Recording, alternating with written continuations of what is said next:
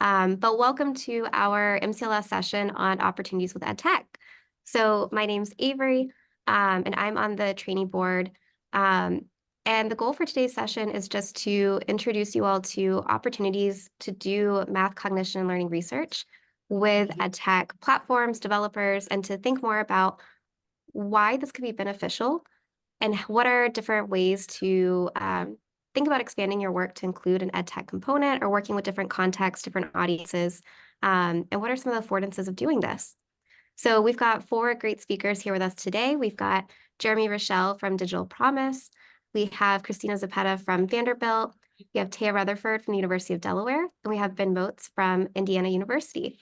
So first up, today what we're going to do, just format-wise, is have each of our speakers give just a short 5 to 7 minute lightning talk. We'll have time for a couple follow-up questions after each talk. And then at the end, hopefully we'll have time for a few general questions.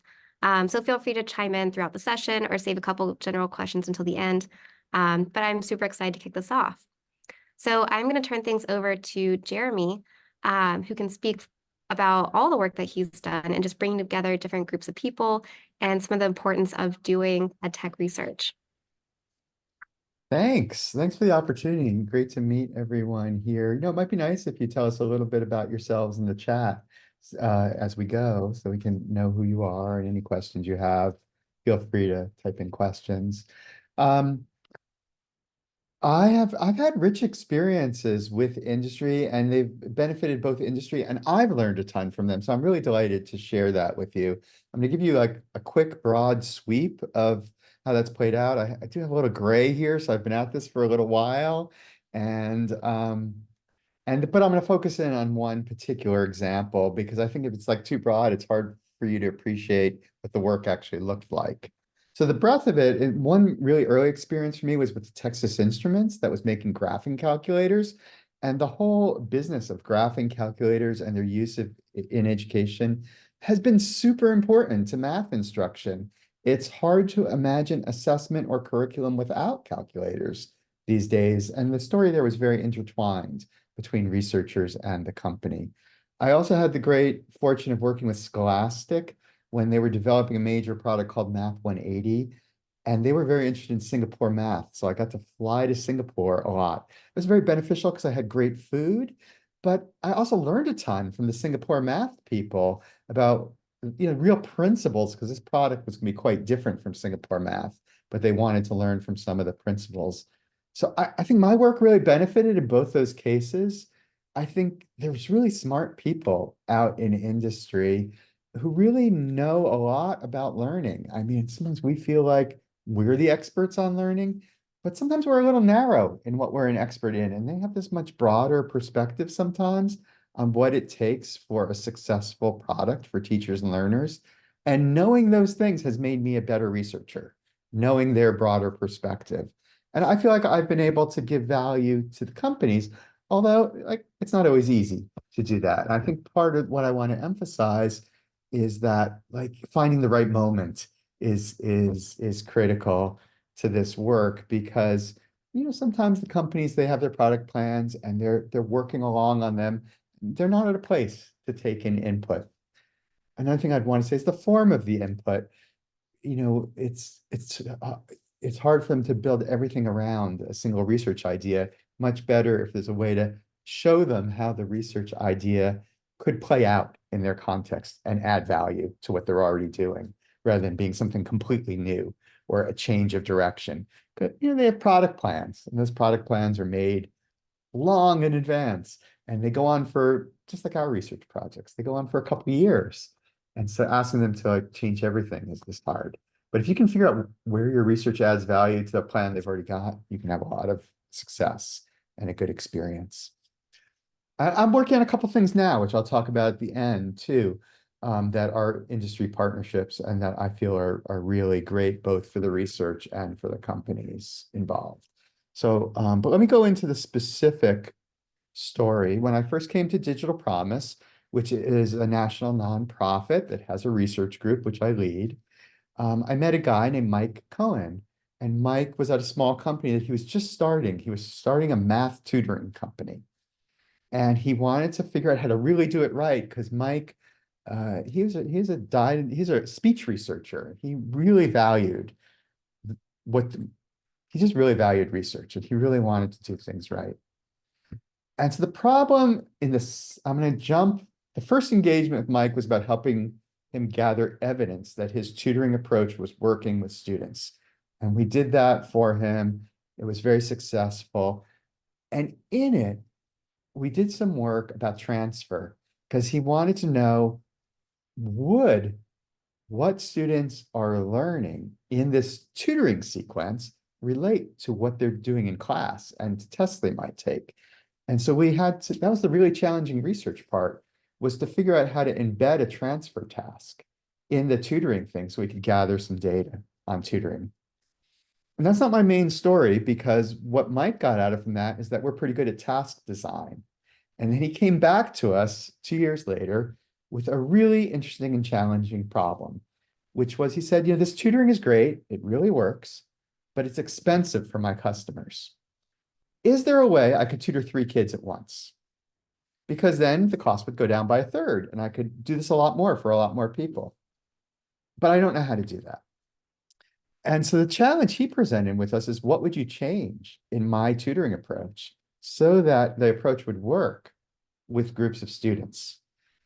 And my colleague, Nicola Hudkowski, and I, and some others, had that broad challenge to work with him and then collect data to find out if the 3-to-1, 1-to-3 tutoring was as good as the 1-to-1 tutoring. It turned out it was pretty darn close to as good, although, there's variation by students. What did we work on? Well, the first level of stuff was on establishing norms for group conversations about mathematics on Zoom. This tutoring is delivered over Zoom. And so how we wanted students to participate, how we wanted them to build on each other's ideas for interesting. This was coming out of the pandemic. We really found that we had to put attention into the norms of engagement, both for the tutors and the students. And that involved picking like a short list of principles. And I don't remember the details this very moment, but I see I'm running out of time, so I should sort in the story. So the first layer was norms, and the second layer was task design, helping them design open-ended tasks that would have more than one answer or more than one approach, so that students could all, like if the first student gave the answer, we weren't done. There could be a discussion. And so we really helped him a whole lot. And then we did the research to show it works, which was really exciting. And it made a real difference in the market, because now he could offer his product much more affordably and help many more students with the product. So that's an example of what the work looked like. I just can't end without a brief pitch for SeerNet. So I'll just say I'm now involved with Ben and Cristina and others, and Avery, sorry, in a project working with 5 different platforms. They're not all companies, but they are large scale platforms. And we're really finding ways to enable it, people like you attending this, to work with the data and conduct experiments using these platforms or at schools. So I'll just leave it at that so I don't run over time, but I'll put SeerNet in the chat if you want to learn more. Jeremy, thanks so much. And I really appreciate you going first and kind of speaking to what I got is how research can help inform real products, which is something that I think is exciting, and we don't always feel that in more lab-based, traditional, empirical work. So that I think that's a wonderful affordance and potential opportunity for doing this type of research. So thank you for sharing your experience. For the sake of time, I'm going to say that we just go ahead and move on to Cristina, and we'll still have time for questions at the end. But like Jeremy mentioned, he is running SeerNet, and SeerNet's comprised of digital learning platforms and also research teams. And Cristina is going to share a little bit about her project working with one of these digital learning platforms. So Cristina, I'll turn it over to you. Great. Thanks so much, Avery. I'm gonna share screen real quick. Okay. So I'm Cristina Zepeda. I'm actually in my second year of a tenure faculty position. I say that because I think it's helpful when thinking about where things are in the midst of my research agenda. And I'll get a little bit into that. So one thing that I found challenging when thinking about partnering with EdTech is where to begin. So I'm going to take you on a little bit of a roadmap here. So to start, we all have these research ideas and they are flexible to some extent. But in order to partner with a company or with a digital learning platform, it's really helpful for these ideas to have some flexibility and thinking about how they could be applied in different situations. So I had a set of flexible research ideas. Then I started learning about what are these digital learning platforms. So IES came out with a call, connected with SeerNet. And so I started to read different papers about their tools, looking through demos, and I focused on two tools. Our digital learning platforms. The first was Carnegie Learning and their component of Mathia, which is a math cognitive tutor. And the second was Terracotta. And I was looking at this with two different groups of researchers. So Carnegie Learning or Mathia would have been through folks here at Vanderbilt, and Terracotta would have been pairing up with my postdoc advisor, Andy Butler at WashU. But for tenure, you have to think about how you can separate from your past mentors and show how you're an individual researcher with your own research agenda. So I put Andy and Terracotta on pause so that I could focus on this for tenure reasons. And I'm just sharing that because I know a lot of us are early career and it's helpful to think about things that way. But it does take time to do this and to learn about what is actually happening in these systems and then connecting your ideas to them. So that's why I put a clock on 2. And the next takes a chunk of work as well, is contacting these DLPs. So I was kind of nervous, to be honest, to contact them. I didn't know who they were. When I think EdTech, I think serious people that maybe aren't as friendly just from a stereotype that's pervasive out there. But they were extremely friendly and helpful, as you will see when Ben talks today about Terracotta. So I just want to, if any of you are worried about that, it was such a lovely process and I highly, highly recommend it. In these meetings, we pitch different ideas and importantly discuss feasibility. So what could I do in their system? What would it be like to recruit participants?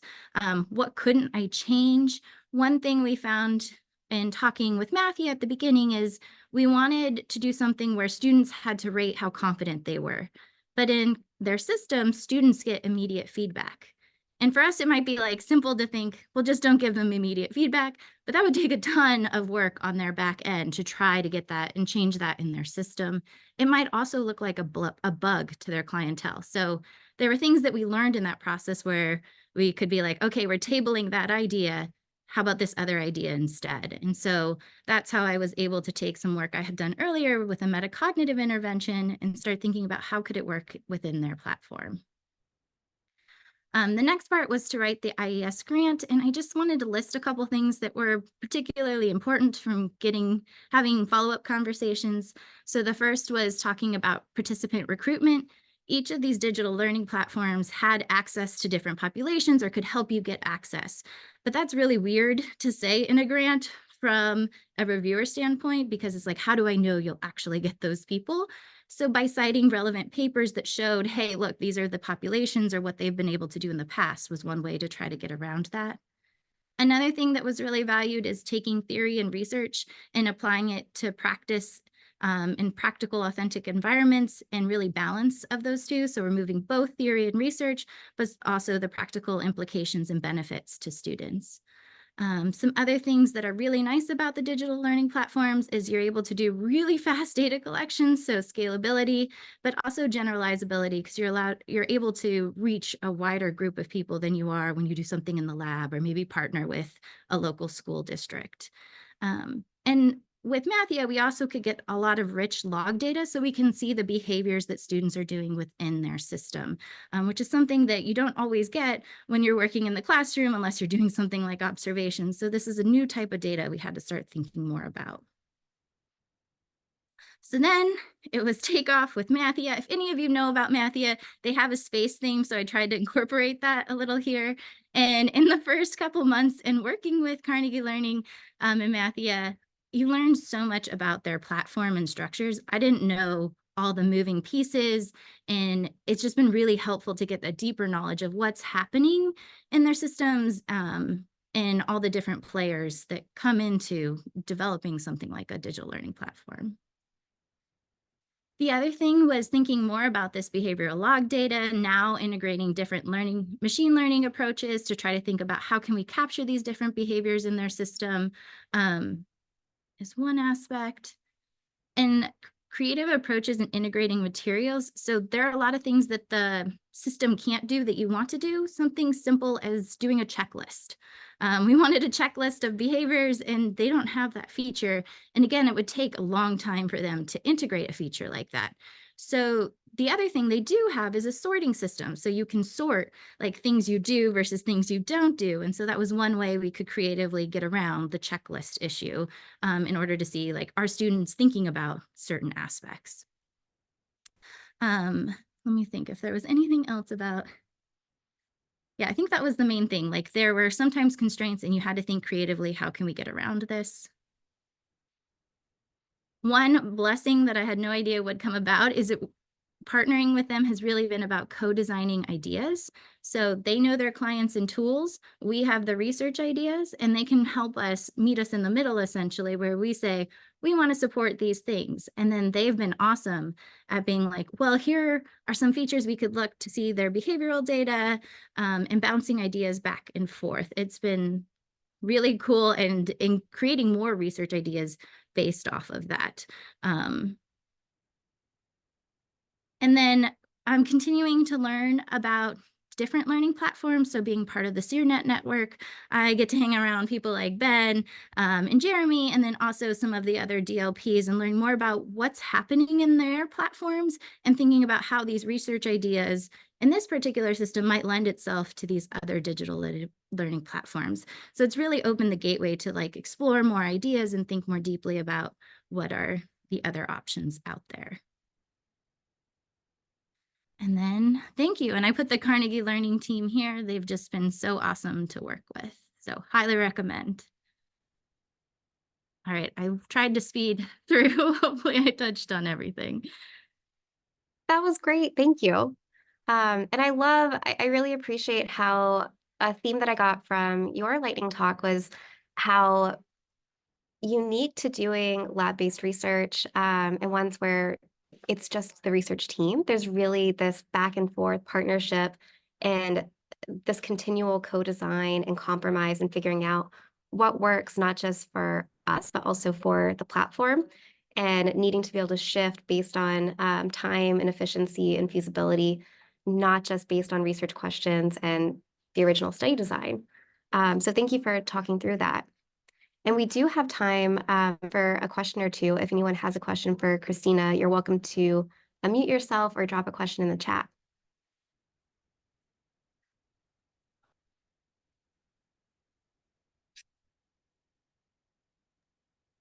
I have a question, but I think it's a general question which will be to, like, the group. So I was keeping it to the end, but I'll just do it now if there's time. So there's already been like two talks, and it's great because you're convincing me of the positives, and it's really beneficial, and I think there's really a good side of it. So what's the negative to it, or what have you experienced? So you've talked a bit about, okay, we have to go around certain things that are certain constraints. Are there other negatives that you can think of? One thing is it can take more time. So we have like a warm-up period so that we get to know what's happening in the spaces and what we can do. And so that is a time cost that you don't have if you've already have materials ready to go in a laboratory setting, for example, or if you've already been working with a teacher, it could be a lot faster. So there's that warm-up period, I guess I would call it.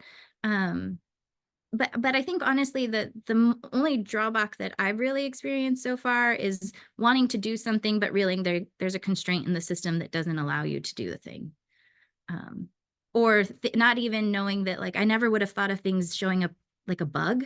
I wouldn't think about bugs or like issues on the user side. And so that's something new that I hadn't thought about before, where if you change a behavior, it may look totally different to the user, and they might question, like, hey, something's wrong with your system.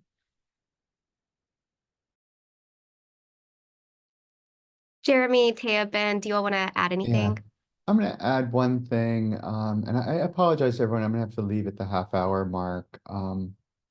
But companies always, they have to be financially viable. They're selling something, and so when there's bad news, there can always be, how are you going to present that when you get no effect or and sometimes they want to jump right away to the big study that's going to prove their thing work, and you have to advise them like maybe you want to do a pilot first, because if you do that big study and you weren't ready for it and it doesn't come out good, you're stuck with it. You own it. And so there isn't a bunch of skills to learn about how to maintain research integrity and also be of service to the partner you're working with. I think they're navigable, but you wouldn't have to learn all those things if you didn't work with companies. That there's a cost and a time in navigating things. I think if you work with high quality, reputable companies who have good values about research, they're navigable. I have never felt corrupted or a loss of integrity myself. I did have one really sad moment where I did a huge study that was IES funded, and we got a no effect result, which I honestly did not expect. I thought it was a really good product, and the company fell apart a year later. Now, that wasn't the fault of our study, but our study certainly didn't help. And I felt very guilty because, they thought this product worked and we kind of found it didn't work. I can add another small drawback in balancing certain kinds of rigor with scalability. So, and in my talk, I'll mention some of this too, but when you're collecting data on tens of thousands of participants and embedding in platforms, you sometimes have to use single item measures or something like that. And the research community is not necessarily ready for that. And so they might critique measurement without realizing the trade-off between generalizability and measurement.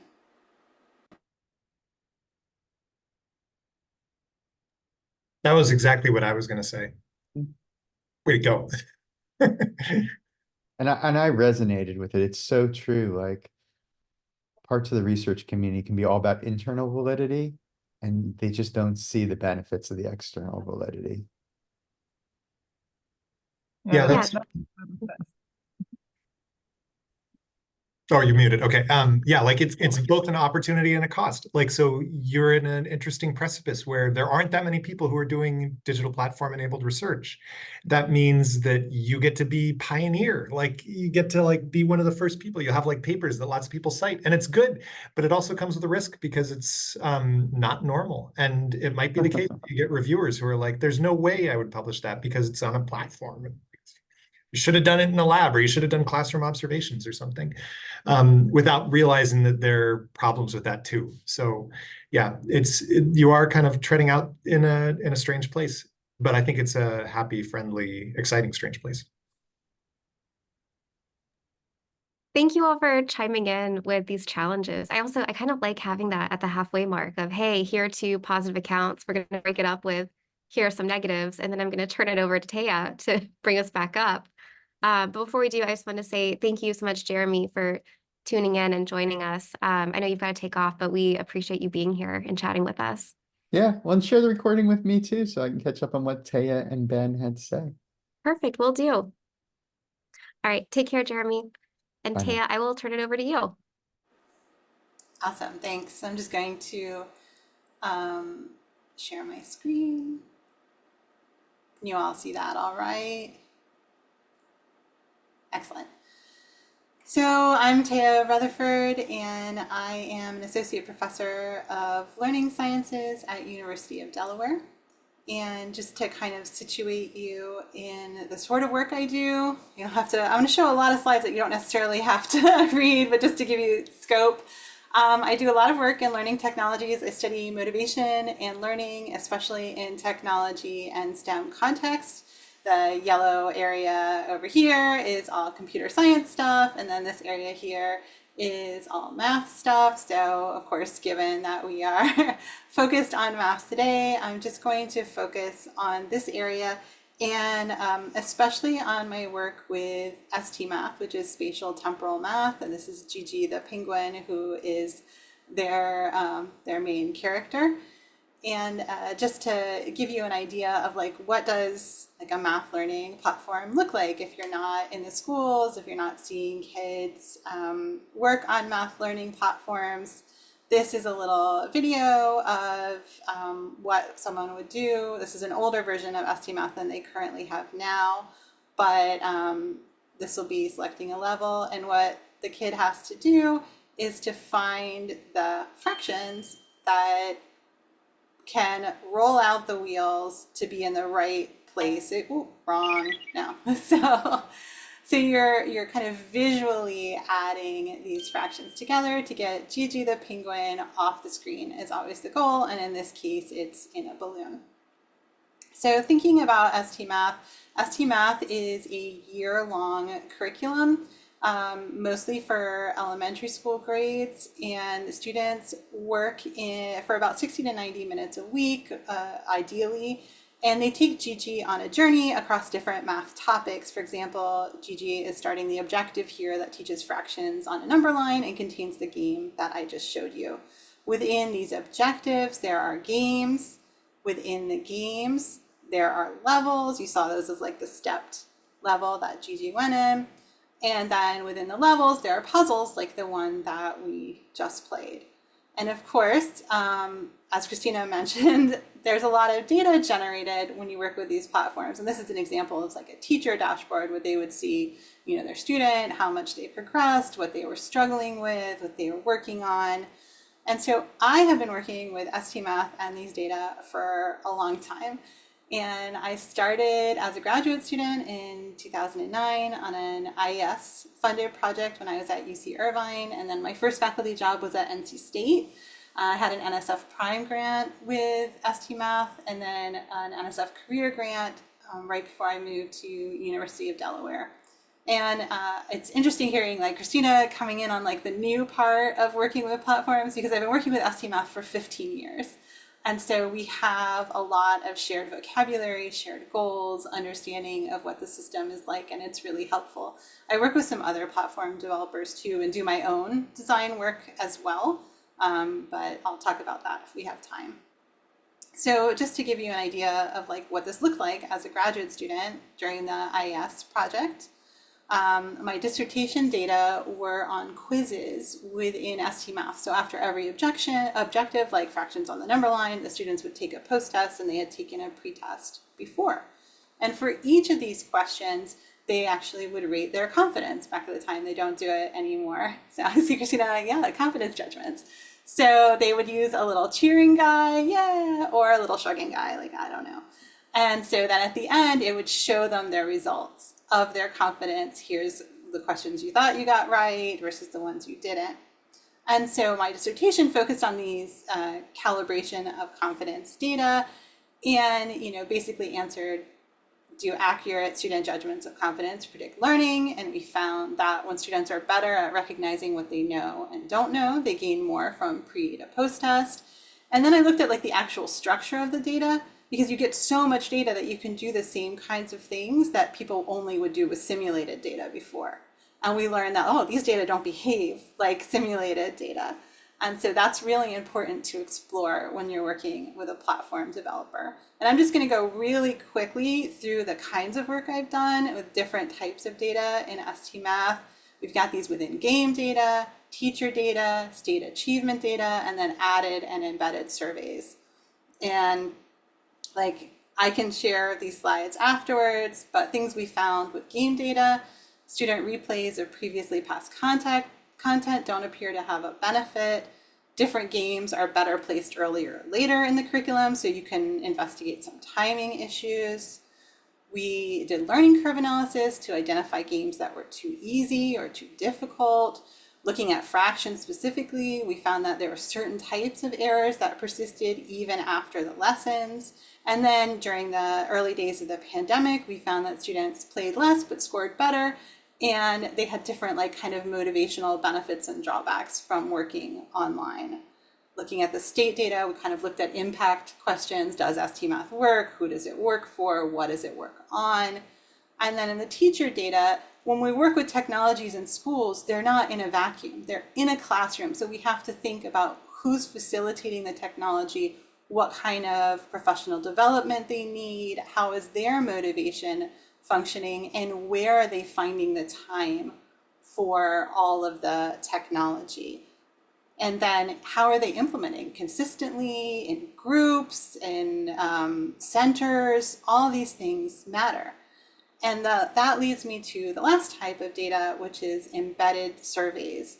And after I worked with STMath for the first few years, starting with the Prime grant, we wanted to survey student motivation from within the platform. And this long partnership does allow us to make modifications that maybe newer partnerships don't.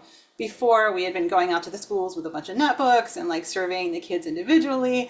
And instead we're like, well, it would be great if we could just survey the kids embedded in STMath. And we worked together. They had this tomato character and we developed these surveys. We call these tomojis, with different emotion faces of the tomatoes. And we've learned things about math self-efficacy, mediating the impact of STMath, how student emotions for math vary with their expectancies and values, and then how motivation changes across the curriculum, across the year. Some other things that we've done with data from STMath combined with like spatial ability scores or executive function scores. So it creates kind of like this rich atmosphere that we can study a whole bunch of different things, but based on the interactions with the platform. And I know I'm running out of time, but this is where I'm going with my career grant. We're doing experience sampling measures. So this is kind of a pathway of a student doing, you know, a game through levels and puzzles, and these stars are different triggers that they would get that would pop up a measure such as this one. How are you feeling right now? And they can select the level of the tomoji that explains how they're feeling, and we can match those data with what they're actually doing in the platform. And I have tons of other stuff I could talk about my own development work and about these benefits and challenges, but I'll save that for the group conversation. Thank you. Teya, thank you so much. That was so fun to hear the contrast between Christina's thoughts early on how do you get started and what are important considerations for just creating these relationships. And then to see from your perspective on the other side of, oh my gosh, these relationships can be long lasting. You can cover a ton of different projects that build on each other, that go in different directions. And you've answered questions that I feel like will speak to our different audience members in different ways. So questions that connect to just cognition and broadly how cognition and learning work. And then also studies that get at what are implications for classroom practice and for teachers and just math education, as well as what are implications for the platform, what's working, what's not, and what's information that you can share from your research to just improve STMath. So thank you for sharing all of that. And if anyone has any questions, feel free to unmute yourself or drop a question in the chat for Teya. I do have a question if nobody else has a question, but it might be a very specific, detailed question that you can't really respond to in like a minute or so. So you say the data from the kids learning don't behave in the same way as the simulated data. So what do you think is the difference, firstly, and then second, like what's missing in the simulated data that we don't capture? What's funny is that you asked what's missing, because in that paper, what we really learned is that patterns of missingness were extremely different. And when you calculate, it's very specific. When you calculate measures of calibration, it's like on a grid with 4, you know, when you're using dichotomous measures, missingness really impacts the kind of measures that you can calculate. And so with simulated data, you can, you know, make a whole bunch of different assumptions that don't play out in the real world. So you can say, this is the best measure of calibration, but it's for a situation that doesn't exist. Yeah, that makes a lot of sense. Thanks. Teya, I just had a comment. Holy moly, to go from like where I am to you've done so much work. I was like, this is really, really nice to see and inspiring from that end. I can't wait till you're 13 years from now, your talk. Well, and I feel so lucky that we've gotten to hear from each of you because I'm sure, Taya, I'm sure like you couldn't look back and think about like, oh my gosh, how was this just kicking off these relationships? And also taking an existing program of research, Christina, and figuring out what do I do based on these interests that I already have and the constraints and working towards tenure, being in a different place than Taya was starting in grad school working on this. So yeah, it's just really nice to hear your different perspectives. And now, with that in mind, I'm going to turn it over to Ben, who also is a straddler of worlds as both a researcher and a developer. So, Ben, will you tell us a little bit about what you do in Terracotta and what are some potential opportunities for these folks? I am totally putting Straddler of Worlds on my CV now. Yeah, I like it. Thank you, Avery. I'm so excited to be here. It's so good to like hear from other people too. Tay, that's I have questions for you too, but I didn't want to interject when everybody else might. So if it gets quiet, I'll ask later on. So my name is Ben Motz. I'm assistant professor in the Department of Psychological and Brain Sciences at Indiana University. I do think career paths are relevant, especially in this type of thing. So I'll say that I started at IU and spent 10 years as a teaching faculty member until my professional existence became much more wrapped up with doing research on student learning. And ultimately, very recently, like 2 years ago, made the jump onto the tenure track. So even though I have gray hair like Jeremy, I'm in my second year like Cristina. Yeah, I'm excited to share with you what I've been up to with Terracotta. I don't identify as a math cog researcher, but that's not because I think there's anything wrong with that. I think of myself as kind of like a general researcher of the cognitive science and cognitive psychology of learning. And I've tried to move my research on learning closer and closer into normative educational practice. So during that time when I spent 10 years as a teaching faculty member, I was doing a lot of research studies on my own students and oftentimes struggling with it.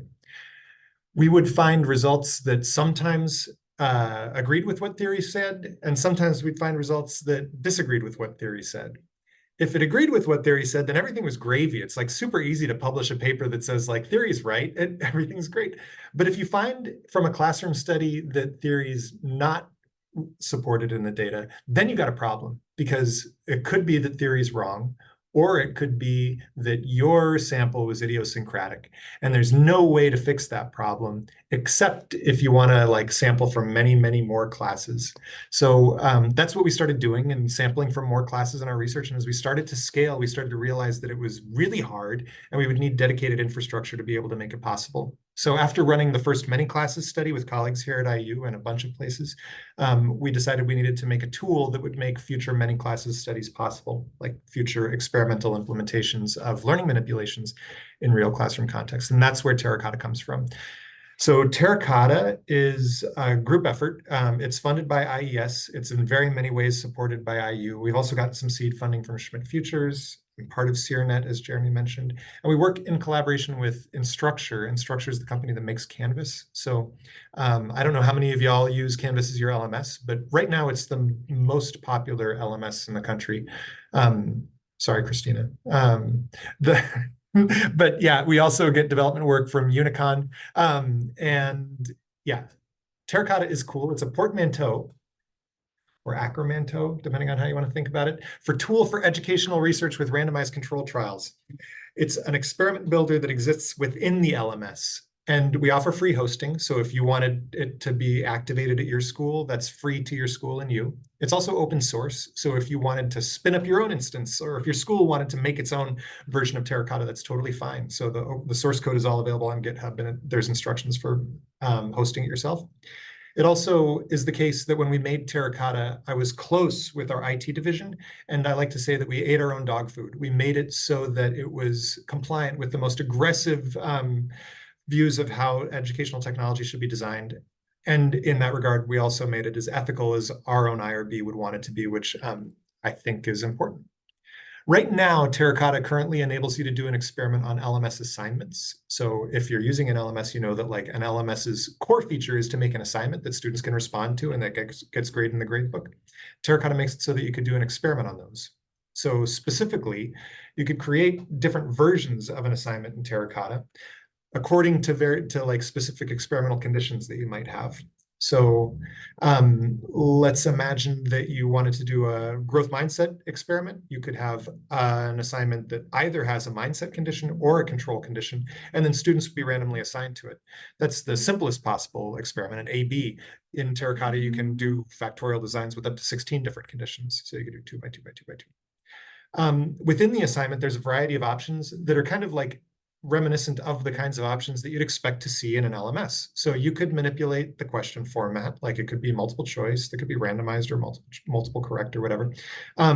You could do short answer questions. You could also have students upload a file. For example, if you're working with grade school and their assignments are worksheets, you can still have them submit those worksheets on Canvas through Terracotta, and it'll honor the experimental manipulation. There's also all sorts of other fascinating options, which I could walk you through, but I feel like, if any are specifically interesting to you, we could talk about it later. Terracotta also does this thing, which I feel kind of passionately about, where it makes it so that you can collect informed consent. Even if you're working with minors, so people who are under 18, if they're over 6th grade, then it's possible to get your IRB to agree that assent should be possible. So in either case, assent or consent, it makes it possible to collect the learner's agency and whether they want to participate. If they agree to participate, then they get their assignment randomly assigned. And if they don't, they'll get whatever the teacher or the researcher says is the default treatment.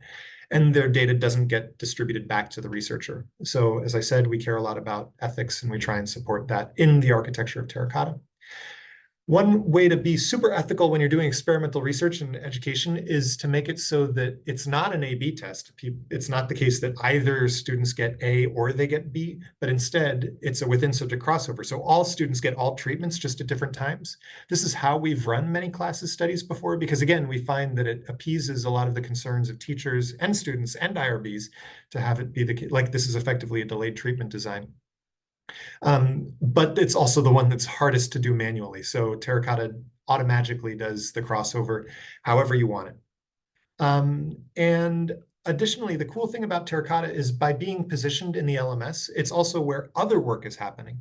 So for example, if you wanted to find out how the effect of the experimental manipulation affected midterm scores or a unit test or something, you don't need to run all of the assessments in Terracotta. Terracotta can grab gradebook items and pull those scores into your experiment. So it makes it super easy to join experimental manipulation data to like the authentic classroom assessments that the teachers made or that are otherwise used at school, or whatever you've got.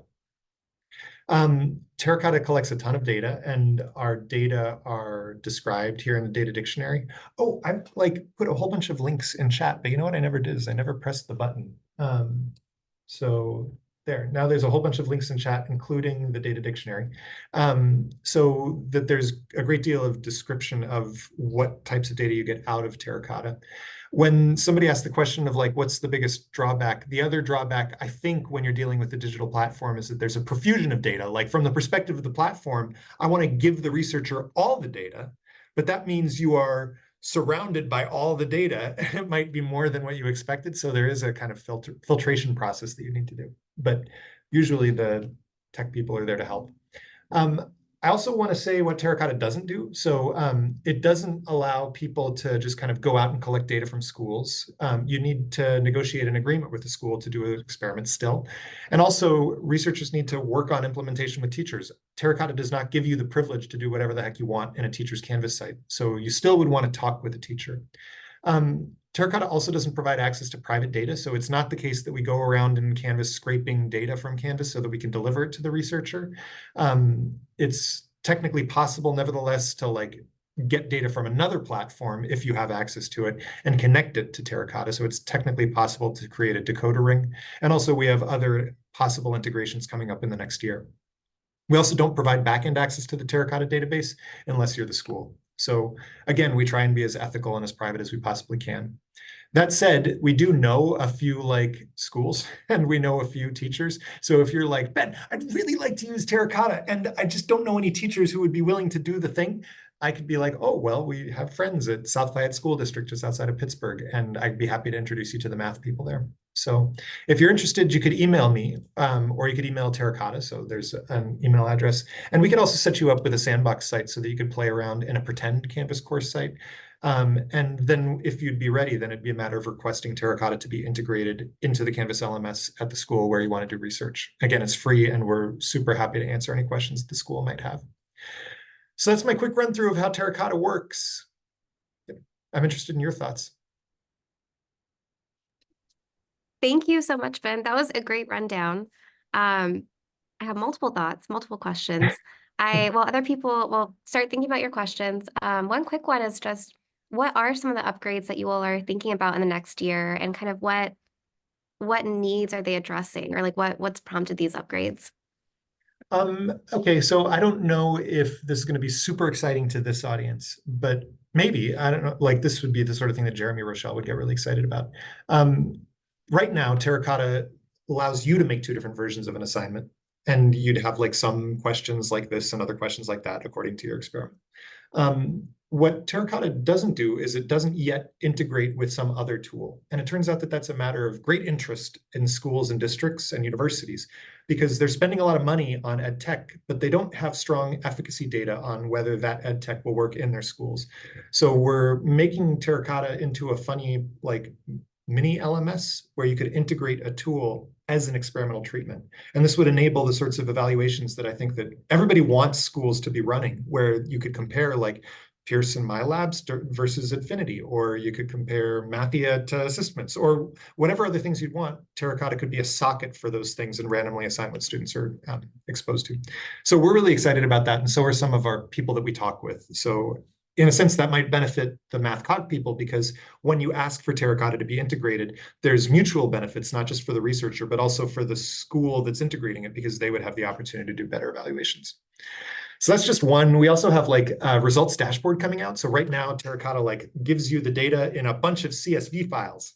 And if you're a nerd like me, that's what you want. But if you only want to see like, did A work better than B, then yeah, within the next couple months, Terracotta will have this neat visualization that tries its hardest to abstract what the experiment results would be, make it easy to see. Those are great. So it sounds like the upgrades are really making the product even better for your teacher and school partners, and even better for your research partners. So I also saw Rebecca asked, do students need parental consent? Do you mind talking about consent just a little bit more? Happy to, yeah. So again, as a person who studies like the cognitive psychology of learning, I'm used to using adult populations and like running students from my like subject pool. But in our most recent many classes research study, which I'm continuing to write, it's a grind getting time to sit down with Microsoft Word. I did drift into the younger populations. And yeah, the way that we did informed consent is, or I should say the way that we did consent is we had students provide affirmative assent. So they had to say, yes, I want to participate to be in the study. We had parents do opt out. So basically the teacher was given some text they emailed to parents through Canvas, and that included instructions for what the parent should do if they wanted their kid to not be in the study. And we used the conjunction of those. So for any student to be in the study, they both had to provide affirmative assent and not be opted out. And that combination was fine with our IRB, which is, again, our IRB is notorious, so strict. So I'd like to believe that that would work for others. That's great. Thank you. And yeah, and so just to follow up on Rebecca's thing in chat. So what Terracotta does with that informed consent assignment is it can put a deadline on it, and it can put a grade on it. So like a student could get an extra credit point by doing the informed consent assignment. And it doesn't give credit for like agreeing, it gives credit for responding, with the hope that that makes it so that people are more likely to respond at all. Yeah, consent rates still are interesting and vary across grade levels, but at least we see people responding. I think that's a really interesting take on giving an extra point just for signing it one way or the other. That's a great idea. And we've got about 8 minutes left. So if you have any questions for Ben, but also for Teya and Cristina, please feel free to chime in or drop something in the chat.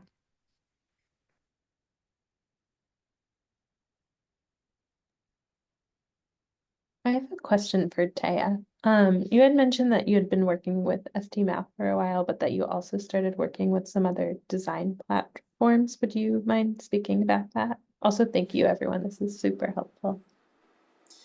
Yeah, I work with a math learning platform called Guru. I work also with some smaller chemistry and science learning platforms. And then most of my own development work is focused on cybersecurity education. So with my collaborators in computer science, we are developing augmented reality games to teach about concepts like phishing and firewalls. And with high school students in co-design, we are making scenarios, VR scenarios to teach about security in the metaverse. So those are some of the things I do. And then I work with groups like EF plus Math as an advisor and as a LEAP fellow, helping advise groups. I've done advising a group in Myanmar and in South Africa about logic models and theories of change and building their platforms to align research and the data they collect and their goals. Thank you.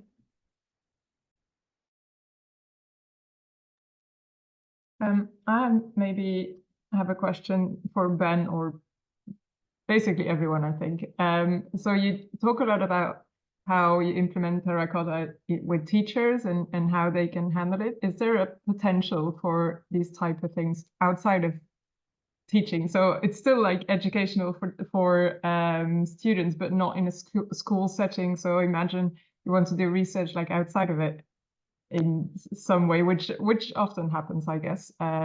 Is there still a use for terracotta and these systems, or would you recommend like don't do that, just do like experiments or something else? Yeah, so there's like a suite of experimental research tools that are available outside of education. Like if we didn't need to get research closer into education, I would just be using Qualtrics or something, or maybe JSPsych. So yeah, and it's also worth saying like other industries and other domains are much better instrumented for research and development. So like it kills me a little bit that if I wanted to know whether the color of a cereal box affects sales, that's a way easier research study to run in marketing than it is to know how educational interventions work with students. So it really feels like education is like 20 years behind in terms of pretty much every measure of the ability to do R&D. And yeah, so there's tons of resources out there if you're not interested in doing like field research in education. And yeah, I think that this is kind of like the big challenge is getting the tools to be plugged into education more. Yeah. I think Ilse, I really appreciate your question, and it makes me think also about recruitment and the benefits of working with platforms like Terracotta and other digital learning platforms that are implemented at the district or school level. So recruiting is a lot easier versus when you go with the more informal learning route, and then you have to go out and find those after school clubs, boys and girls clubs, like who are those other participants? Which means forming not just a relationship with the ed tech partner, but also community partners that aren't just teachers all operating under one district or superintendent, but just kind of their own organizations. I think that there are definitely benefits to it, but that to me feels like there's another challenge in creating more partnerships and finding more kids across different organizations.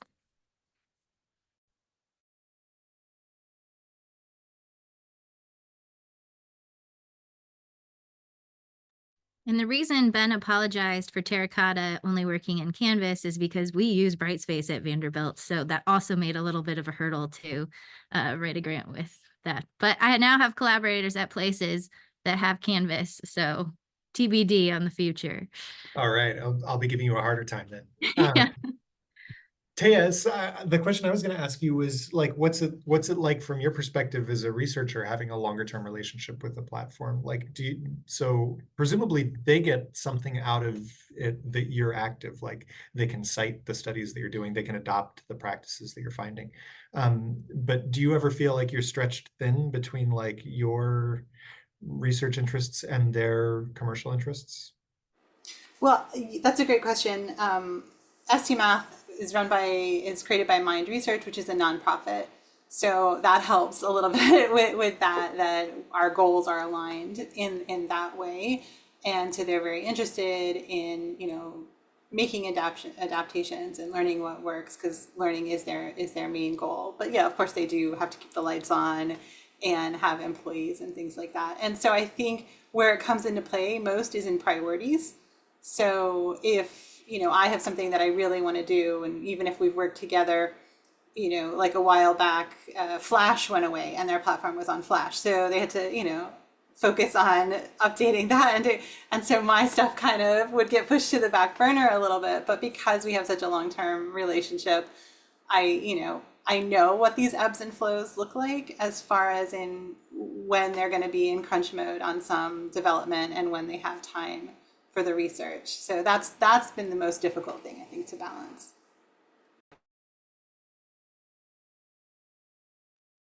Well, thank you for sharing your perspective.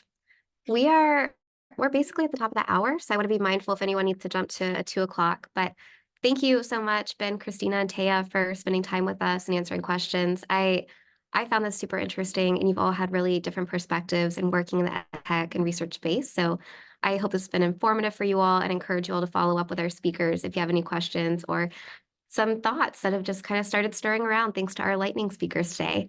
So thank you all so much for joining us, and we will see you at our next special.